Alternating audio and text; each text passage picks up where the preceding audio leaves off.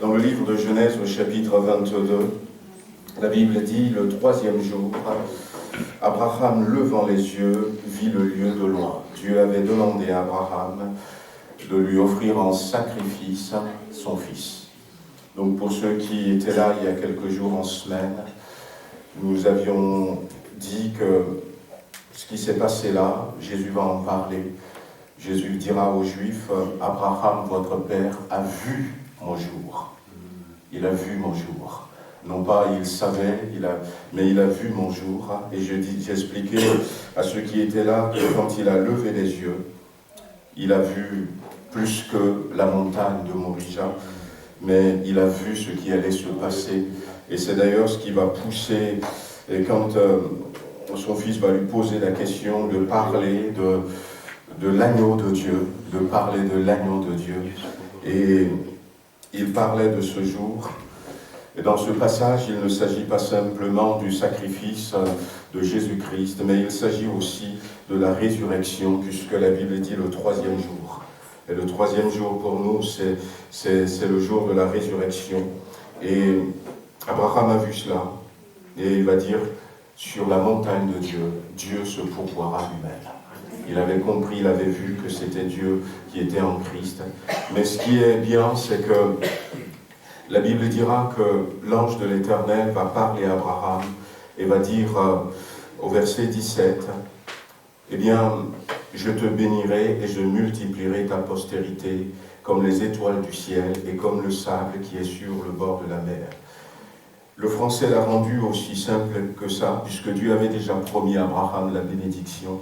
Et si on voudrait traduire, soit en anglais ou encore dans une autre langue, à partir même de l'hébreu, Dieu disait à Abraham, eh bien, la bénédiction, c'est sûr que tu l'auras. La bénédiction, c'est sûr que tu l'auras. Et je vais te multiplier, et toutes les nations de la terre seront bénies en ta postérité. Toutes les nations de la terre seront bénies. Et puis il va lui dire aussi quelque chose, que ta descendance possédera la porte de ses ennemis. Et celui qui contrôle la porte de l'Église, contrôle ceux qui rentrent dans l'Église, contrôle ceux qui sortent de l'Église, parce que, eh bien, ce n'est pas une bénédiction anodine, mais Dieu nous a donné cela. Il nous a donné de posséder la porte de nos ennemis. Il t'a donné de posséder la porte de tes ennemis. Il te donne une victoire complète de contrôle sur ce qui rentre en toi, ce qui sort de toi. Dieu nous donne ça. La croix nous apporte toutes ces choses et c'est ce que j'aimerais que nous puissions avoir en mémoire alors que nous allons passer par ce temps de la Sainte Seine, que nous puissions avoir cette bénédiction. Dieu a dit la bénédiction, et bien sûrement nous l'aurons. Nous l'aurons. Je ne sais pas dans quelle situation vous êtes, mais sachez que, eh bien, la bénédiction, vous l'aurez. Imaginez que, par exemple, vous prenez, je ne sais pas, vous vous retrouvez où on vous paye l'hôtel le plus luxueux pour y aller, on vous paye une place en première classe, et puis quand vous êtes là, il y a toutes sortes de services qu'on vous apporte déjà dans l'avion quand vous êtes en première classe, et puis l'hôtel avec peut-être une suite résidentielle extraordinaire, eh bien il y a des soins, et puis vous êtes très très bien. Et puis après, vous vous retrouvez dans ces choses-là et vous dites, ben waouh, eh bien, comment se fait-il que je peux recevoir tous ces privilèges, je peux avoir toutes ces bonnes choses? Eh bien, s'il y a une hôtesse à côté, il va vous dire, mais c'est parce que quelqu'un l'a payé pour vous. Et c'est la même chose. On peut bénéficier de ces choses, non pas simplement de quelque chose de médiocre. On peut prendre l'autorité ce matin, on peut contrôler les choses parce que quelqu'un a payé pour que nous puissions l'avoir. Et cette personne, c'est Jésus-Christ. Amen. On va se mettre debout pour ceux qui sont baptisés par immersion. Amen. Et puis on va prier le Seigneur ce matin. On va lui demander de poser sa main sur nous, de tout conduire. Seigneur notre Dieu, bénis encore cet instant. Nous voulons, Seigneur, vivre dans ta victoire. Nous voulons prendre possession de tout ce que tu as obtenu pour nous à la croix. Ce n'est même pas il y a 2000 ans, mais tu as commencé déjà avec Abraham à préparer cette belle victoire pour chacun d'entre nous ici présents. Alors Seigneur, au moment de cette sainte scène, qu'il y ait une visitation de ton Esprit Saint, que certaines barrières dans nos cœurs tombent et que nous puissions réaliser tout à coup que nous pourrons bénéficier, profiter de ces choses. Merci Seigneur, dans le beau et précieux nom de Jésus-Christ. Amen. Voilà, nous continuons à louer le Seigneur. Amen. Puisqu'il a fait ces belles choses pour nous. Amen. Que certains puissent encore élever la voix.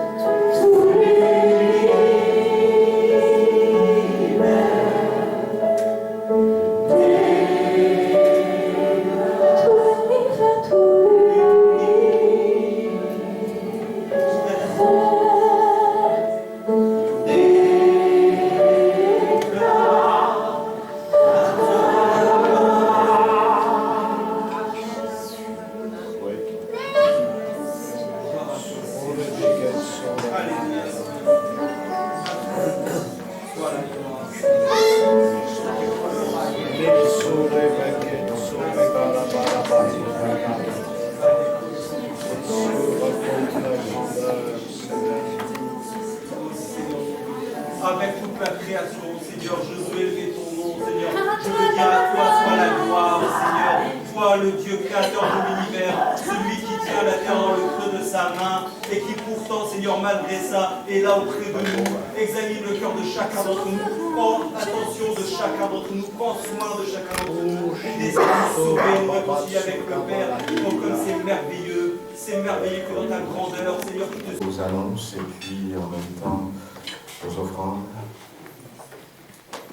Nous remercions nos bien-aimés pour ce moment de louange.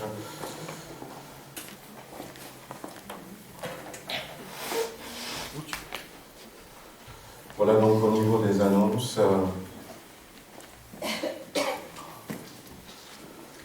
Donc on est je vais peut-être donner le mauvais fiche, mais voilà l'enfant. Ce samedi qui vient.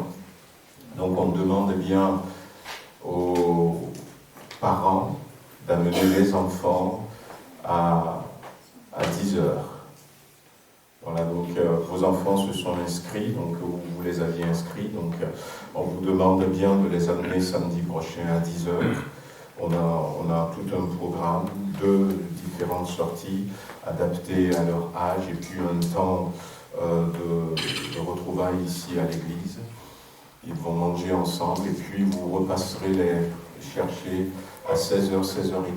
Voilà. Donc, à 16h, 16h30, on aura fini. Donc n'oubliez pas les parents, 10h, amenez bien les enfants et venez les chercher à 16h, 16h30.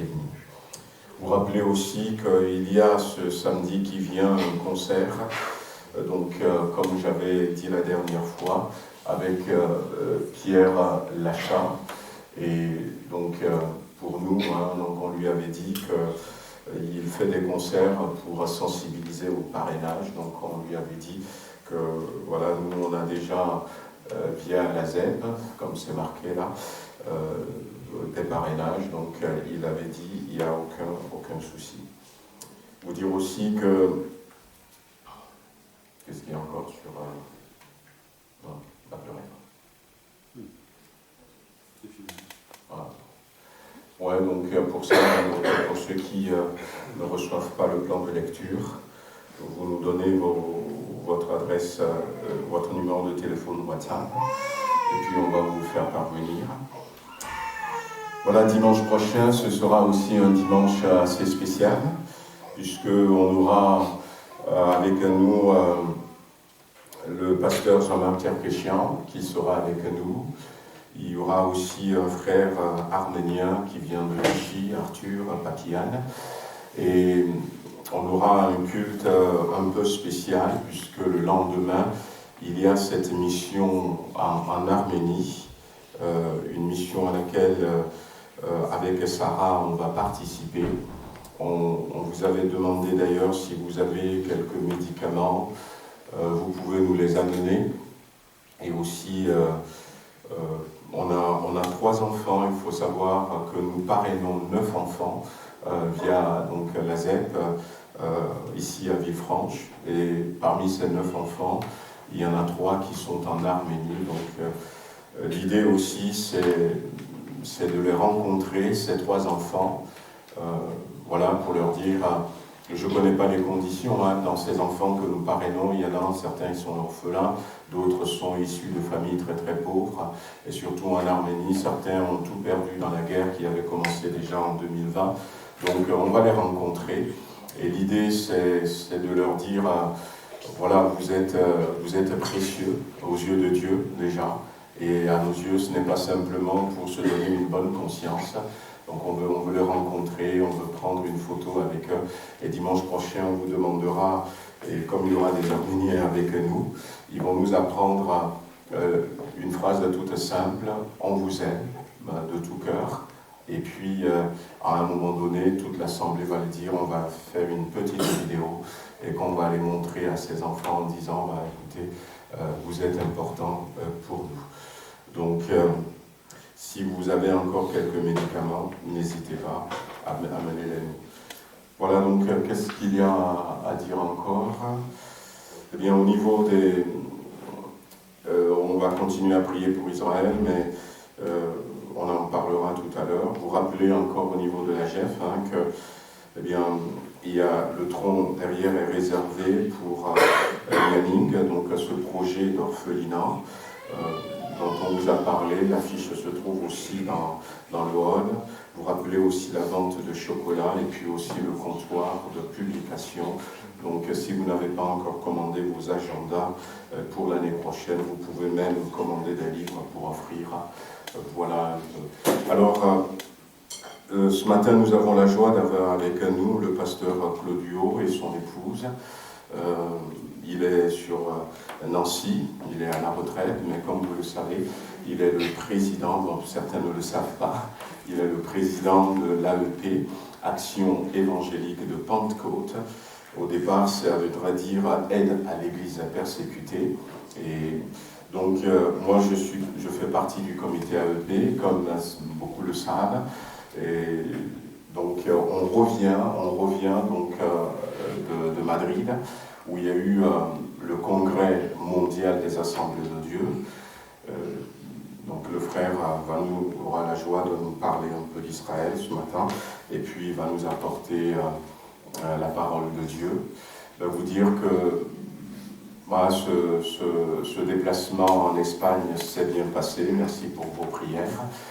Et nous avions pu rencontrer des personnes, donc il y avait des membres des assemblées de Dieu qui sont venus de partout du monde. À un moment donné, on était plus de 4500. Plus de 4500. Et c'est bien de savoir qu'on appartient à une grande famille. Les gens sont venus de l'Afrique, du Botswana, Mozambique. Ils sont venus de Côte d'Ivoire, de Cameroun, un peu partout. À Abidjan, il y avait 72 personnes, une forte délégation qui était venue. Et voilà, donc on avait rencontré des gens qui sont venus de l'Inde, un peu partout dans le monde, de l'Europe. Et puis on a eu des messages. Nous, on n'a pas pu assister à tous les messages, parce qu'on est là aussi pour l'AEP. Et l'AEP était le seul département qui représentait, dans les stands, qui représentait la France. Mais au niveau de la France, on était à peu près, quelqu'un m'avait dit, 80 pasteurs et épouses de pasteurs qui étaient là. On avait donc le bureau national, tout s'est déplacé. C'est bien de réaliser que nous faisons partie d'une grande famille. Et le peu de messages que nous avions écoutés, ce sont des messages d'encouragement. Mais ce sont tous des messages qui viennent compléter ce qu'une semaine déjà on nous a dit dans notre séminaire à Montluçon. Il faut se lever pour le Seigneur. C'est le moment de se lever. Il y a eu une prédication que j'ai bien appréciée, il n'y avait pas que moi, apportée par un Allemand. Et le premier point, c'était Dunkerque. Ouais, c'était Dunkerque. Il a très bien parlé. Et il a parlé de Bark, qui a ramené ses soldats pour qui vont aider à mettre fin à la guerre. Et il disait, la question, c'est est-ce que votre Église est en bonne santé? Est-ce que votre Église est en bonne santé? Est-ce que votre carte est solide? Moi, je ne sais pas. Peut-être que ça vaudrait la peine, un de ces jours, que nous puissions nous poser cette question ensemble. Est-ce que nous sommes en bonne santé? Et le deuxième point, il avait dit que nous n'ayons pas des projets, le projet pour notre vie en anglais. Il y a des projets qui sont importants pour nous, et je peux dire c'est le projet de ma vie. Voilà.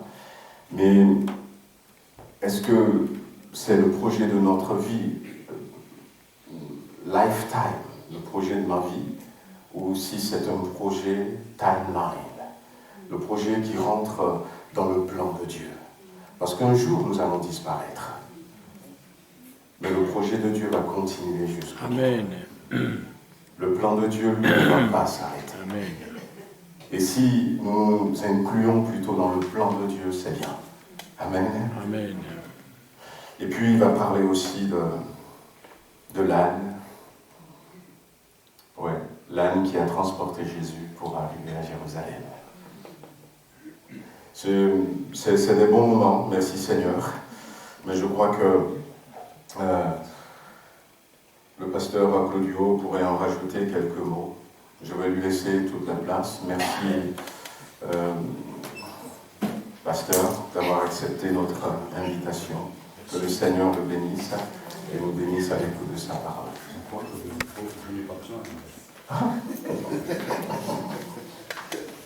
Voilà, bonjour à tous. Vous êtes contents d'être là? Il n'y a que ma femme qui dit oui. Alléluia. Vous êtes bien là? Quelqu'un dort à côté de vous? Là-bas au fond, non? Quelqu'un dort là? Un coup de coude. Là-bas derrière, personne ne dort? C'est bon? Devant non plus? On est sur... c'est enregistré dehors là ou quoi? Que je dise bonjour ou pas? Oh non, c'est pas enregistré. Bon, alors, je dis pas bonjour. C'est enregistré en interne. Voilà, heureux d'être là avec vous. Merci à votre pasteur qui est un bon collaborateur de l'AEP. Je l'ennuie souvent plusieurs fois par semaine. Il reste calme, il reste doux, gentil. Il répond à mon appel, mais je dois dire qu'hier, il m'a laissé des marques. Il a attendu la vengeance. Parce que nous avons logé avec mon épouse à l'étage. Vous êtes déjà allé à l'étage là-haut? Oui, oui. Si vous voulez être marqué, allez à l'étage. Ça monte, c'est bien. Et puis la chambre, c'est super. Ils ont fait un beau travail. Merci à ceux qui l'ont aidé parce que... Mais la porte, c'est une porte d'humiliation. Enfin, la porte est grande, mais le passage est court, il est petit. Il faut baisser la tête. Oh là là. Une le soir, une le matin, avec ça, soit on est endormi ou réveillé pendant une semaine. Donc, merci pour les marques d'affection fraternelle de la maison de votre pasteur. Donc ça, c'est un petit peu d'humour. On apprécie beaucoup le fait d'être ensemble. Madrid, ça fait du bien à tous les niveaux, parce qu'on se retrouve avec les frères et sœurs, et puis on tâche d'entendre Dieu nous parler. Et les pasteurs veulent entendre quelque chose qui vient de Dieu pour le transmettre à l'Église. Alors, ce qu'il n'a pas dit avec le troisième point de ce prédicateur allemand, oui, ça a été très apprécié, c'est que l'anneau, quand il arrive à Jérusalem, il y a la foule qui est là, les palmes, il y a les chants, il y a les cantiques, il crie Alléluia, et l'anneau, il pense que c'est pour lui. C'est formidable. Toutes ces louanges pour moi qui m'accueillent. Et puis il y en a un qui le stoppe, qui lui dit eh, calme-toi, c'est pas pour toi les louanges, c'est pour le gars qui est sur toi. Et qui était sur le petit de l'anneau? Vous vous souvenez qui était là? Qui? Comment? Jésus. Et on comprend bien facilement que notre ligne de vie, qui doit entrer dans le plan et le temps de Dieu, nous amène à comprendre que nous qui ne sommes rien, nous avons été sauvés par grâce, entraînés dans un plan divin au travers de notre vie, qui nous dépasse, qui englobe l'éternité, et celui qui vient bientôt nous chercher, nous accueillera pour les noces de l'agneau, mais en même temps, nous rendrons compte à Dieu pour notre vie. Gloire à Dieu. Et on ne veut pas se présenter les mains vides devant le Seigneur. Je vous lis ce communiqué FNADF, donc Fédération Nationale des Assemblées de Dieu de France, qui comporte tous les départements dans le cadre de nos assemblées, et l'AEP, mais aussi en accord avec l'UNADF, Voilà, situation concernant Israël et la bande de Gaza, chers frères et sœurs. Comme vous le savez, la nation d'Israël vient d'être la cible à l'intérieur de ses frontières d'une attaque du Hamas sans précédent. La population des contrées touchées a été sévèrement atteinte, avec beaucoup de morts et de nombreux blessés, et l'enlèvement de nombreux otages. Des personnes ont perdu leur logement et leurs biens. Parmi eux se trouvent des frères et sœurs en Christ. Dans ce contexte extrêmement dramatique, l'AEP a déjà débloqué une aide d'urgence pour secourir les chrétiens d'Israël démunis suite à cet attentat terroriste. Mais nos regards se portent aussi sur toute la population civile palestinienne qui se trouve dans la bande de Gaza et qui se retrouve actuellement prise au piège dans cette guerre entre Israël et le Hamas. La situation sanitaire et humanitaire est catastrophique. L'AEP a déjà des contacts avec un pasteur de ce territoire, mais notre frère est empêché de se rendre dans la bande de Gaza. Il est en Cisjordanie. Les frontières étant totalement fermées et les contacts devenus impossibles. Par ailleurs, la Cisjordanie connaît aussi actuellement des soulèvements comportant aussi un risque pour ce pays. Dans ce contexte, la FNADF, Fédération nationale des assemblées de Dieu de France, en collaboration avec l'AEP, qui travaille auprès de l'Église persécutée et en souffrance dans le monde, lance un appel pressant à la prière.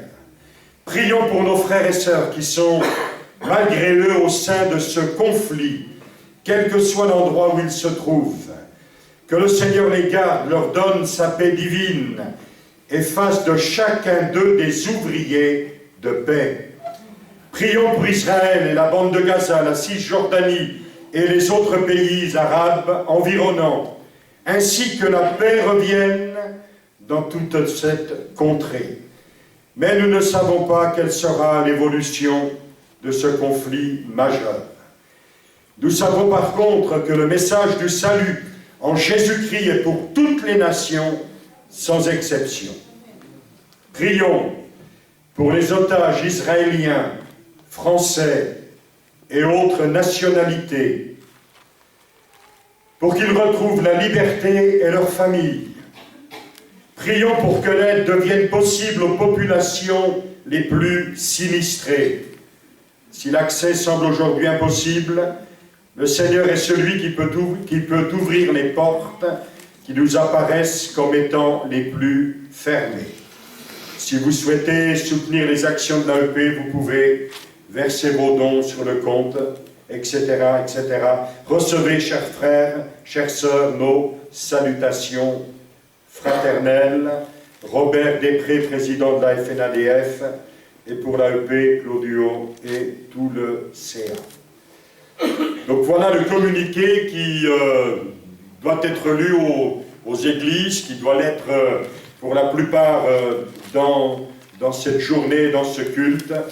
Vous comprenez que nous ne faisons pas de politique, mais dans ce drame, il s'y trouvent nos frères et sœurs d'un côté comme de l'autre, qui souffrent. Du côté de la population palestinienne, nous avons des contacts, un pasteur, régulièrement on travaille, on aide. À l'heure d'aujourd'hui, il est totalement impossible de passer une aide. C'est impossible. Mais je l'ai lu, Dieu peut ouvrir les portes. Et c'est ce que nous souhaitons pour que nos frères et sœurs soient secourus et aient l'occasion de rendre témoignage. On a déjà envoyé 10 000 €. C'est bien employé. Plus de 250 familles juives messianiques de nos frères et sœurs qui ont tout perdu ont reçu une aide d'urgence, avec d'autres. Vous connaissez tous le pasteur Jacques Elbaz. On a des contacts réguliers avec lui. Et il travaille sur la ligne de front. Il a même une carte de presse, il a le gilet pare-balles et tout. il a des contacts avec des soldats, avec des gradés, etc. Et à l'occasion, il donne quelques brosses à dents, un peu de dentifrice, un peu de ceci, un peu de cela. Parce que quand c'est la guerre, on part sans rien. Certains même sont partis sans de rechange de vêtements. Alors on prie aussi et on aide, et on veut que la paix revienne. Mais en même temps, au regard de la Bible et de la prophétie biblique, nous savons que tôt ou tard, les choses ne s'arrangeront plus, jusqu'à ce que celui qui vienne envoie son secours. Alors on prie pour ce qui se passe actuellement. Une mission AEP part en Arménie dans les prochains jours. Jeudi prochain, à Paris, je rencontre des pasteurs russes avec qui nous avions perdu le contact depuis la Covid et la guerre, parce que nous ne pouvons pas non plus oublier les églises avec lesquelles nous travaillons en Russie, qui travaillent parmi les plus pauvres, les plus déshérités, et qui atteignent, au travers de l'Évangile, des populations, des ethnies, dans des endroits les plus reculés de la Sibérie et ailleurs. On ne peut pas oublier nos frères et sœurs. Et grâce à Dieu, on va se rencontrer ce jeudi, parler, on va voir ce que l'on peut faire, comment les rejoindre.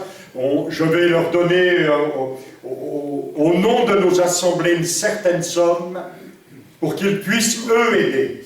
Donc ça, c'est jeudi soir, et vendredi, avec un frère de l'AEP, nous repartons sur la Roumanie, l'Ukraine. Ce sera la 7e mission depuis la guerre, sur le terrain avec nos frères et sœurs. Merci de prier pour que Dieu nous fasse grâce et que nous soyons dans sa main des sujets de bénédiction. Gloire à Dieu. Et si je peux me permettre, merci de nous donner vos salutations fraternelles. Vous êtes d'accord? Amen. Ça va être lourd dans la valise, mais je les saluerai de votre part. Gloire à Dieu. Et puis en novembre, avec votre pasteur, Dieu voulant, les choses sont préparées, mais on est à l'écoute de Dieu. Eh bien, nous serons au Sri Lanka. On a rencontré le président des Assemblées de Dieu du Sri Lanka, et nous irons là dans les églises qui ont reçu du secours, particulièrement dans cette année 2023, parce que avec la persécution violente au Sri Lanka de la part des bouddhistes, vous savez, nous en France, c'est zen le bouddhisme. Vous pouvez avoir une émission à la télé, vous dites, mais oh, c'est formidable les prêtres bouddhistes. Mais là-bas, les prêtres bouddhistes ameutent des villes entières contre les chrétiens. Et en plus de cela, la situation économique catastrophique amène les gens à ne plus rien avoir dans leur poche, même pour acheter de la nourriture. Alors depuis le début de l'année 2023, on a déjà envoyé pas mal d'aides, mais on voudrait être avec eux, leur dire que les églises sont avec eux, les Français prient, et leur dire, eh bien, on a un message de la part du Seigneur. C'est que quand vous verrez ces choses arriver, ne vous lamentez pas, ne murmurez pas, ne quittez pas les églises, mais levez les regards avec confiance sur celui qui vient. Gloire à Dieu. Alléluia. On espère, début de l'année, avoir une mission au Liban.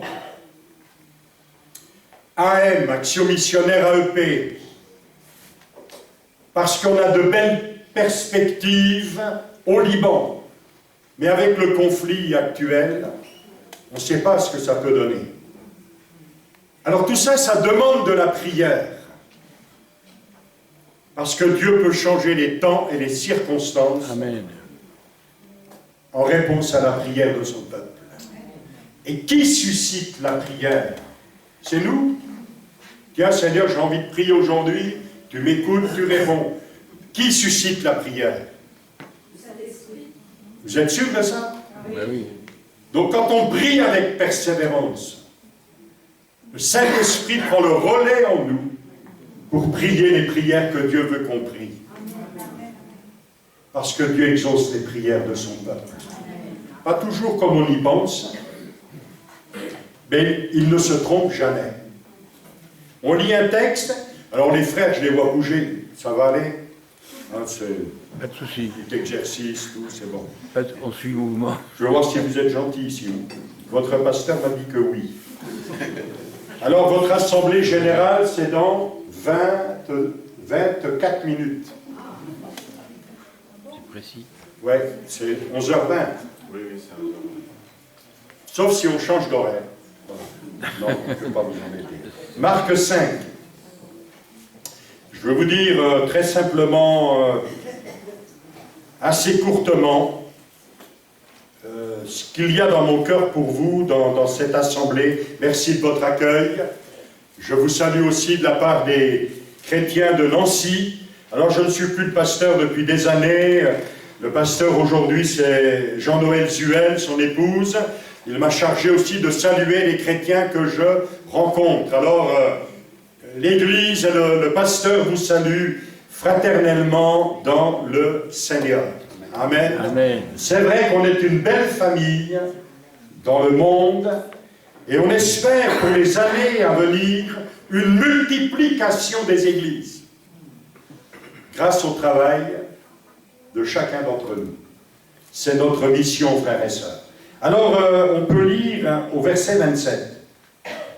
Ayant entendu parler de Jésus, elle vint dans la foule par derrière et toucha ses vêtements. Vous savez, la femme à la perte de sang. Car elle disait, si je puis seulement toucher ses vêtements, je serai peut-être... Non, je serai guéri. Moi, j'ai une mauvaise version, là. Vous avez la bonne version. Je serai guéri. Vous savez qu'il y a des gens, c'est comme ça dans nos églises. Le Seigneur, dans les moments de prière, alors qu'ils se préparent pour le culte ou une réunion, avec leurs besoins, dit Seigneur, réponds, réponds. Et ils arrivent à l'église avec une certitude, parce que le Seigneur les a bénis dans leur cœur. Aujourd'hui, je serai béni. Certains disent, aujourd'hui, c'est je serai guéri. Et à plusieurs reprises, on a vu la bonne main du Seigneur se poser. Il n'y a pas de raison que ce matin, Dieu ne fasse pas certaines œuvres Amen. au milieu de nous. Vous êtes d'accord avec ça? On a un grand Dieu. Au même instant, la perte de sang s'arrêta. Elle sentit dans son corps qu'elle était guérie de son mal. Jésus connut aussitôt en lui-même qu'une force était sortie de lui. Et se retournant au milieu de la foule, il dit, mais qui a touché mes vêtements? Ses disciples lui dirent, tu vois la foule qui te presse et tu dis, qui m'a touché? Vous savez, il nous connaît tous. Hein? Pas de problème ici où j'habite, il sait où tu es assis, il sait ce qui se passe dans ta vie. Il regardait autour de lui pour voir celle qui avait fait cela. Il sait tout, le Seigneur. Gloire à Dieu. Quand on est en paix avec Dieu, ça ne nous fait pas peur. Ça nous rassure. Mais quand on n'a pas fait la paix avec Dieu, ça peut nous tourmenter. Peut-être ce matin, quelqu'un est tourmenté. Il est là dans ce culte. Il dit, mais qu'est-ce qui se passe? J'entends des choses que je n'ai jamais entendues. Dieu me connaît, Dieu sait où j'habite. Il sait ce qui se passe dans ma vie. Et puis moi, eh bien, si lui sait ce qui se passe dans ma vie, et moi je sais tout ce que je fais, je trafique mon péché, etc. Le Seigneur, il t'accueille ce matin pour le salut. Pour que ta vie change, pour que tu sois pardonné et que tu deviennes un enfant de Dieu. La femme effrayée, tremblante, sachant ce qui s'était passé en elle, vint se jeter à ses pieds et lui dit toute la vérité. Est-ce qu'on est prêt à dire ça au Seigneur? Nous aussi, chrétiens. Mais Jésus lui dit, ma fille, ta foi t'a sauvée. Voilà, le Seigneur lui a donné le plus. Va en paix, sois guéri de ton mal. Comme il parlait encore, survinrent de chez le chef de la synagogue des gens qui dirent, ta fille est morte. Pourquoi importuner davantage le maître? Mais Jésus, sans tenir compte de ces paroles, dit au chef de la synagogue, ne crains pas, crois seulement. Alléluia. pouvez le dire avec moi? Ne crains point, crois seulement. Et qu'est-ce qui s'est passé après?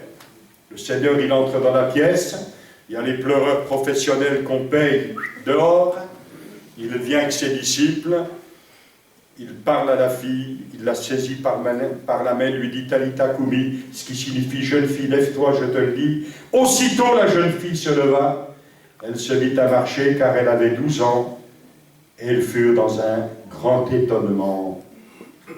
Gloire à Dieu. Alléluia. Que Dieu nous étonne encore. Alors, ce que je veux simplement partager avec vous ce matin, c'est comment nous entendons les choses. Il y a quand même dans ce monde plein de choses qui agressent nos oreilles. Et en tant que chrétien, l'adversaire de notre âme aime tellement régulièrement nous faire entendre son message à lui, par rapport à notre situation, par rapport à nos circonstances, peut-être par rapport à notre drame, peut-être par rapport à quelque chose pour laquelle on prie depuis longtemps, et il vient là nous dire, et puis les choses autour de nous, la guerre, vous entendrez parler de bruit, et de guerre, il y a des tremblements de terre, on a l'impression que chaque semaine il y a quelque chose qui arrive. Et quand on est un peu tranquille, aujourd'hui on se dit mais c'est pas normal, il va se passer quelque chose. Les gens du monde, de votre ville, votre famille, votre entourage, eux-mêmes disent on vit dans un monde instable, on ne sait pas ce qui va se passer. Nous les chrétiens on sait. Avec celui qui vient, un jugement vient. Mais le salut aussi est à la portée de ceux qui veulent entendre le message de la bonne nouvelle. Mais nous on en entend des choses. Là, Jairus, le chef de la synagogue, les gens arrivent de sa maison, le fait réel, c'est qu'ils ne racontent pas des histoires. Allez, c'est plus la peine d'importuner le maître. Ta fille est morte. Il n'y a pas plus dramatique que cela. C'est plus la peine de prier, c'est plus la peine de t'attendre au Seigneur, de compter pas sur lui. Ça fait déjà si longtemps, dans ce que je vis, le Seigneur, on a l'impression qu'il m'a oublié. Et peut-être même, tant de chrétiens, de chers frères et sœurs dans nos églises, se demandent si Dieu les aime vraiment. Si Dieu ne les a pas oubliés, peut-être c'est ça qu'il y a dans ton cœur aujourd'hui. Dieu m'a oublié. Et quelquefois, tu vois les autres être bénis. Ils arrivent comme après toi, et c'est comme dans les files d'attente. On n'aime pas quand quelqu'un nous dépasse. Vous aimez ça, vous? Moi, j'aime bien dépasser, mais j'aime pas qu'on me dépasse. Alors, on est là, on a un petit sourire, on est condescendant. Et puis on dit, mais cette bonne femme, là, pourquoi elle passe devant moi, là? Alors il y a des gens, on les voit, ils sont bénis. De voir quelquefois les autres bénis, ça nous fait cultiver la vertu. Parce que nous, humains, on est faibles. Parce que notre foi est défaillante. Parce qu'on ne comprend pas tout, on ne maîtrise pas tout. On aimerait bien tout avoir dans notre main. Mais ce n'est pas nous qui dirigeons. Alors, Seigneur, pourquoi elle, pourquoi lui j'ai l'impression que tout va bien dans leur vie. Ils n'ont même pas fini leur prière, que déjà tu as posé ta main et moi. Ça traîne, ça traîne. On voudrait être comme Jésus, sans tenir compte de ses paroles. Arrêtons de nous laisser défaire, démoraliser, décourager par tous ces messages qui nous arrivent aux oreilles et qui nous disent « tu ne vas pas t'en sortir, c'est pas pour toi ». Mais entendons dans notre autre oreille le message du Seigneur, qui lui ne tient pas compte de tout ce qui nous décourage, et nous dit continue de croire, continue de faire confiance. Je suis là, je suis à l'œuvre, je maîtrise la situation, je ne t'ai pas oublié. Ce que tu ne comprends pas maintenant, tu le comprendras plus tard. Ta valeur, ta prière, elle a de la valeur. À mes yeux, c'est comme un bon parfum qui arrive à mes narines. Je ne t'ai pas oublié, Église de Villefranche. Vous allez être devant un choix. Tout à l'heure, je ne veux pas me mêler de votre assemblée générale, mais c'est vrai pour toutes nos églises. On est constamment devant des défis. Mais notre cœur, c'est que l'œuvre de Dieu avance avec nous. Amen. Qu'elle progresse. Et le Seigneur, il est avec nous. Au temps de Néhémie, vous avez lu Néhémie, la reconstruction des murailles. C'est fantastique ce livre. Comment, à partir d'un homme qui entend des nouvelles dans son oreille, qui descendent dans son cœur, Jérusalem est détruite, les murailles sont en feu, ça ne marche pas, les ennemis sont à l'œuvre. Et lui, quand il entend cela, il pleure devant Dieu, il prie, il jeûne, et puis il entend la voix de Dieu qui teinte à son oreille. Et les choses se mettent en œuvre. Même le roi est bien disposé. Et lui donne tout ce qu'il faut pour revenir et organiser le travail. Gloire à Dieu. Néhémie arrive à Jérusalem, il dit rien à personne. Il glorifie le Seigneur qui est avec lui, qui l'a envoyé, qui va l'aider. Il fait tout seul le tour de la ville. Il voit, il entend, il constate que tout est par terre. Mais dans son cœur, tout est debout. Et il va dire aux magistrats, il va dire aux chefs du peuple, il va dire à tout le monde, alors que les ennemis ont déjà semé la graine, se moquent, méprisent. Les Tobija, les Sanballat, vous savez, ça c'est un esprit qui règne dans le monde, qui touche les églises. On a besoin de Néhémie dans nos assemblées, hommes ou femmes, des gens qui sont debout dans leur cœur, qui entendent le mépris, qui entendent les moqueries, mais qui savent aussi ce que Dieu leur a dit. Et Néhémie va dire quelque chose de formidable. Les ennemis sont là, ils n'ont pas la priorité. Le Dieu des cieux est avec nous, et il nous donnera du succès dans nos entreprises. Gloire à Dieu. En moins de 60 jours, les murailles sont reconstruites. Les Sanballat, les Tobija continuent de railler jusqu'à ce que Dieu leur ferme la bouche. Et c'est le Seigneur qui a gagné. Alléluia. Qui est-ce qui gagne dans ta vie? Qui est-ce qui gagne dans votre assemblée? Qui tient les choses en main? C'est votre pasteur. Il est bon, votre pasteur, aujourd'hui. Hein? Quand je l'ai vu ce matin, ils vont me voir, ils vont me mettre dehors tout de suite, mais lui. C'est pas lui qui tient les choses, c'est pas vous qui tenez les choses. On doit décider de certaines choses, mais nous, on veut que lui décide. Amen, oui. Pour que les murailles soient construites, que les âmes soient gagnées, que l'Église soit édifiée. Quand le Seigneur l'enlèvera, elle sera belle. Pas de tache, pas de ride. Elle est glorieuse. C'est pas une Église qui regarde le bout de ses souliers. C'est une Église qui adore son Sauveur. Amen. Vous n'êtes pas de petits chrétiens. Vous êtes le peuple de Dieu, sauvé par la grâce du Seigneur. Je balance déjà les stylos. Quelle heure il est? Oh là là! On va y arriver. Matthieu 27, lisez pas, vous connaissez le texte. Ça parle de... Matthieu 27, ça parle de qui? Ça parle de celui qu'on a arrêté et qu'on a pendu sur la croix entre les deux brigands. Et qu'est-ce qui se passe quand il est sur la croix? On est tous d'accord que Jésus crucifié, c'était la volonté du Père. Jésus est venu pour cela. Il est né pour mourir, afin que nous, les morts, dans nos fautes et nos péchés, soyons vivants pour toute l'éternité. Ça ne marche plus? Ne vous inquiétez pas, j'ai avalé une solo quand j'étais petit. Qu'est-ce qui s'est passé?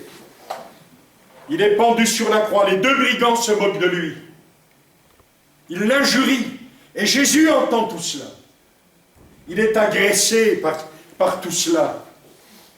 Mais en même temps, les magistrats, la foule, les religieux, ils sont tous en train de lui dire, si tu es le Fils de Dieu, descends de la croix. Si Dieu est avec toi, descends de la croix. C'est bien, il y a du rechange ici. Non, c'est une coupure électrique. Ah, bon alors si c'est une coupure, mais pourquoi on a du courant là? Non, on est là. Ah. Changement de matériel, on sait tout à l'heure.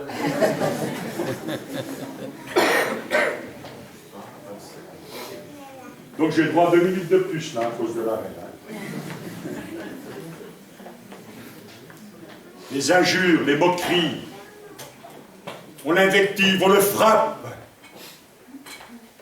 Descends de la croix, descends de la croix. C'est le message principal. Jésus descend de la croix. Et Jésus est venu non pas pour descendre, mais pour rester sur la croix. Et pourquoi est-ce que Jésus est resté sur la croix? Pour que des hommes et des femmes comme vous et moi, un jour à Villefranche, un jour au Mexique, un jour en Inde, un jour en Sibérie, un jour dans un tout petit endroit où les gens sont persécutés, un jour dans cette immense église de plusieurs dizaines de milliers de membres, eh bien, une clameur de louange monte vers le crucifié, ressuscité, et qui revient glorieusement. Alléluia. Au fond, vous m'entendez encore? Levez la main, oui. C'est bon? La coupure est revenue, enfin, elle a disparu. 1, 2, 3, 4. Allez, 5, 6, ça marche, c'est bon? Ok. Alors, nous les chrétiens... Oh, j'ai droit à 2 minutes de plus. Il faut apprécier quand même. Bon, derrière les petites blagues, on est très sérieux. Moi, j'aime bien blaguer parce que, vous savez, on vit des choses avec l'AEP, des fois, on voit des choses. Je vous assure, on a besoin un peu de...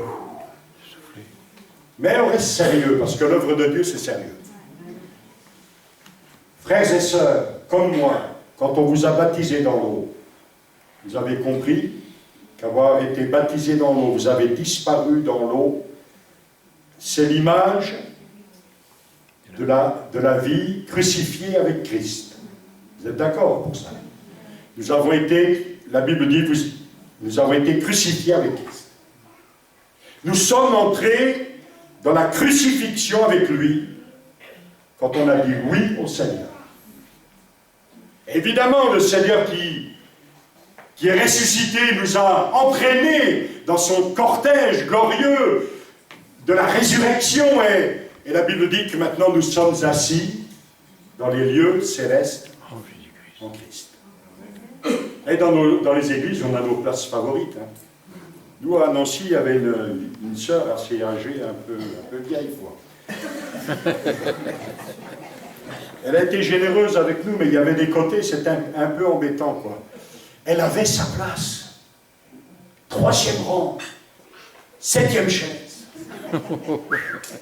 Et un jour, des nouveaux sont entrés, mais un peu déglingués, ça ne sentait pas bon. Ils n'avaient pas l'air d'être des chrétiens ordinaires. Et évidemment, c'était des païens en entier. Et ils sont venus devant 3e rang, 8e chaise.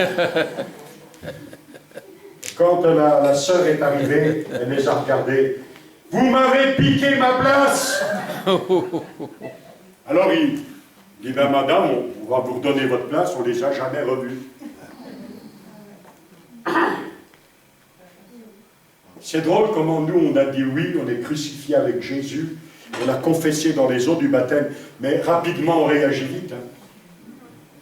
Oh, quand quelque chose vient nous agresser, nous blesser, des paroles ou autres, comment on rebondit vite, on est tous faits comme ça. Formaté. Et on a vite fait de descendre. Et des fois, on demande une permission, Seigneur, donne-moi 5 minutes, je vais lui régler son compte à lui ou à elle. On n'est pas toujours aussi crucifié que ça. Et le diable, il gagne assez souvent dans notre vie. Combien de fois le diable a-t-il gagné dans ta vie? Combien de fois le diable a-t-il gagné dans ma vie? Après, bien sûr, on se reprend, etc. Et si on ne se reprend pas, on devient des beaux hypocrites. On prend le pain, on prend le vin, on fait les beaux, on chante, on prophétise, on parle en langue, on est musicien, on fait tout ce qu'on veut. Mais on est devenu religieux. C'est pourquoi la Bible dit « Examinez-vous chacun soi-même ». Regardez où vous en êtes. Quelle heure il est? J'ai droit encore à 3 minutes et demie, vite. Seigneur, donne-moi ta grâce, que je vive vraiment une vie crucifiée, ressuscitée en toi. Qu'importe ce qui teinte à mes oreilles, moi je veux continuer d'entendre ta volonté. Ta volonté. Je termine vraiment, ne vous inquiétez pas, on sera à l'heure. Merci Seigneur. Dans le livre des Actes, vous avez l'habitude, vous pouvez lire, etc. Mais on a interdit aux apôtres de prêcher l'Évangile. On a fait des menaces. On s'est aussi moqué d'eux. À l'occasion, on les a bastonnés, mis en prison. Mais l'œuvre a continué. Permettez-moi aussi de dire que, concernant Jésus crucifié, l'un des deux brigands s'est converti à la dernière minute. Quand on reste, nous aussi, dans une vie dans le Christ, nos ennemis d'hier peuvent devenir nos amis en Christ. Le centenier a déclaré que Jésus était le Fils de Dieu. Même ceux qui semblent le pire gagnent. Les disciples, dans les actes, disent nous, on va obéir à Dieu, on va continuer. Alors je termine avec cette conclusion, c'est quelques mots que je vous lis. J'ai même de l'avance. Wow. Stopper le royaume de Dieu. Avec un mur de fer, comme dans les pays de l'Est, le mur de Berlin est tombé. Les murs tombent au son de la voix du Seigneur. Un mur de bambou en Afrique, un mur de canne à sucre dans les Caraïbes, comme Cuba. Quelle belle œuvre à Cuba. Et votre pasteur vous a rendu témoignage de cela. Ni la décennie noire en Algérie, les années 90 à 2002. Ça a été dramatique dans ce pays. Il y a des dizaines de milliers de croyants en Algérie, en Kabylie, qui louent le Seigneur ce matin avec nous. Amen. Presque tous les lieux de culte ont été fermés. Mais l'Église est debout. Ni les paroles arrachées et détruites par le pouvoir religieux iranien, il semblerait que le plus beau réveil d'aujourd'hui sur la terre se produise en Iran. Ni le livre rouge de Mao ou d'autres doctrines humaines. Toutes ces idéologies religieuses ou philosophiques n'ont pu arrêter l'œuvre de Dieu. Oui, nous sommes entraînés, engagés, frères et sœurs, avec nos barques, nos églises.